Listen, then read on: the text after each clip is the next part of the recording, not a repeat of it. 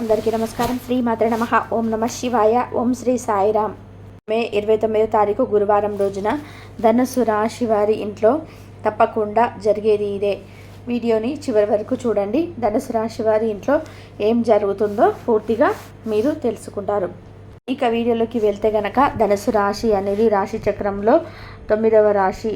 మూలా నక్షత్రం 1, 2, 3, 4 పాదాలు, పూర్వాషాఢ 1, 2, 3, 4 పాదాలు, ఉత్తరాషాఢ 1వ పాదంలో జన్మించిన వ్యక్తులని ధనుసు రాశిగా పరిగణిస్తూ ఉంటారు.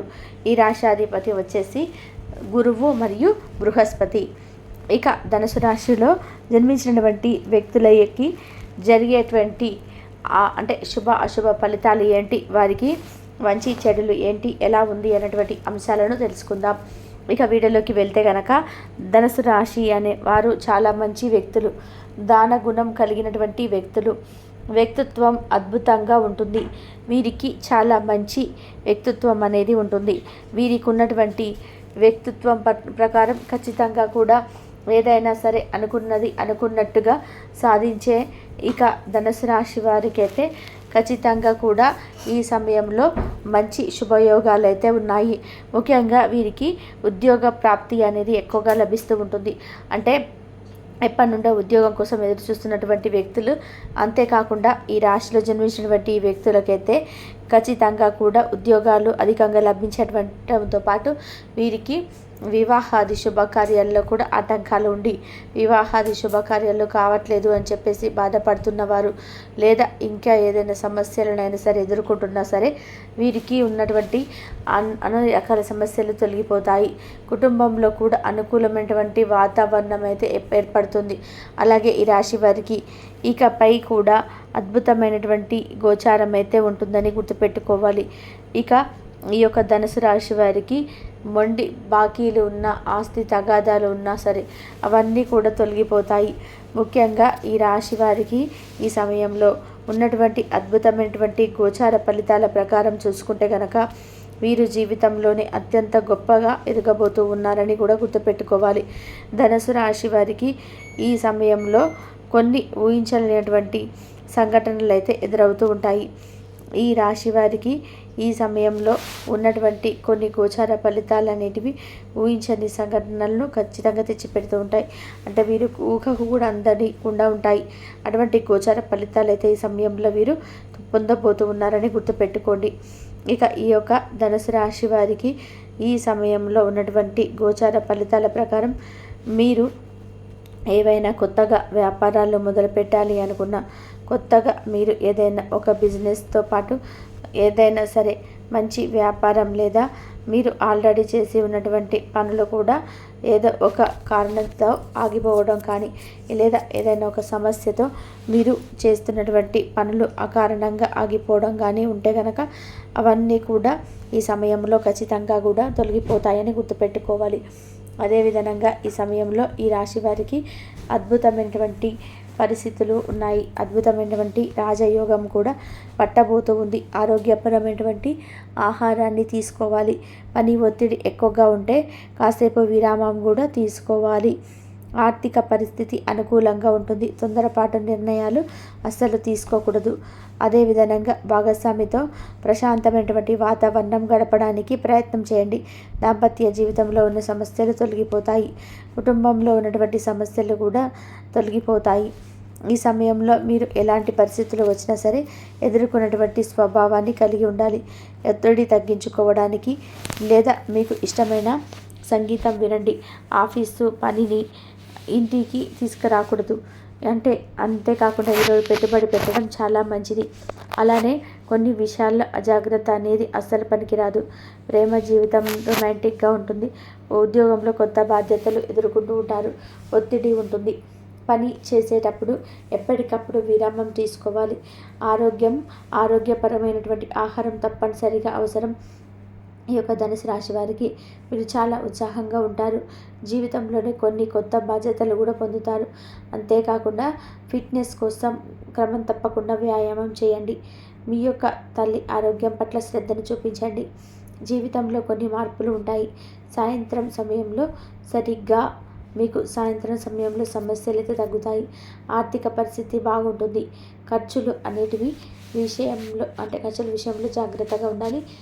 ఒత్తిడికి కూడా దూరంగా ఉండాలి. అత్యంత అవసరమైతే మాత్రమే మీరు ఖర్చు పెట్టడానికి ప్రయత్నం చేయండి. ఎందుకంటే డబ్బు అనేది ఒకసారి మనం ఖర్చు పెట్టాము అంటే కనుక తిరిగి మళ్ళీ సంపాదించడం అనేది అంత ఈజీ కాదు. కాబట్టి ఈ ఒక్క విషయంలో మాత్రం జాగ్రత్తగా అంటే చాలా జాగ్రత్తగా ఉండాలి. లేదు అనుకోండి చాలా రకాల సమస్యలు అయితే వస్తాయి. జాగ్రత్త. ఇంకా ధనుస్సు రాశి వారికి సమయంలో అన్ని విధాలుగా కూడా బాగుంది. లక్ష్మీదేవి అనుగ్రహంతో డబ్బు అనేది ఖచ్చితంగా కూడా వీరికి వస్తూనే ఉంటుంది. ఏదో ఒక రూపంలో సంపాదిస్తూనే ఉంటారు. కాబట్టి అలాగే ధనుసు రాశి జాగ్రత్తలు తీసుకోవాలి. ఈ యొక్క రాశి వారు చెందినటువంటి వారు వ్యాపార జీవితంలో స్థిరపడి ఉన్నారు. ఈ యొక్క వ్యాపార జీవితానికి సంబంధించినటువంటి దానికి తగినటువంటి ఒక ఖచ్చితమైనటువంటి నిర్ణయాన్ని అయితే మీరు నిర్ణయించుకున్నటువంటి పరిస్థితులు అయితే రేపటి రోజున మీకు జీవితంలో చోటు చేసుకోబోతున్నాయి. దీర్ఘకాలిక అనారోగ్య సమస్యలతో బాధపడినటువంటి వారికి కొంత మేర మీ యొక్క జీవితంలో ఉపశమనం అనేది కలిగేటువంటి అవకాశాలు అయితే కనిపిస్తూ ఉన్నాయి.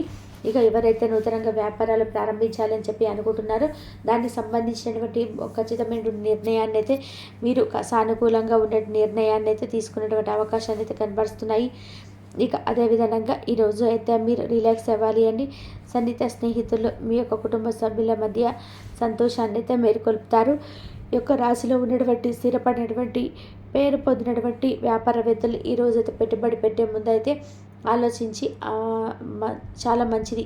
మీ యొక్క వృధార స్వభావాన్ని మీరు స్నేహితులు దుర్వినియోగం చేయడానికి ఒప్పుకోకండి. ఎందుకంటే దీనివల్ల మీరు ఎన్నో ఊహించినటువంటి పరిణామాలు అయితే దీనివల్ల మీరు యొక్క జీవితంలో చోటు చేసుకోబడినటువంటి అవకాశాలు ఉన్నాయి. ఇక అదేవిధంగా ప్రేమలో విజయం సాధించడానికి ఎవరో ఒకరి తన్ని తానుగా గుర్తించే విధానంగా సహాయం అయితే చేయండి.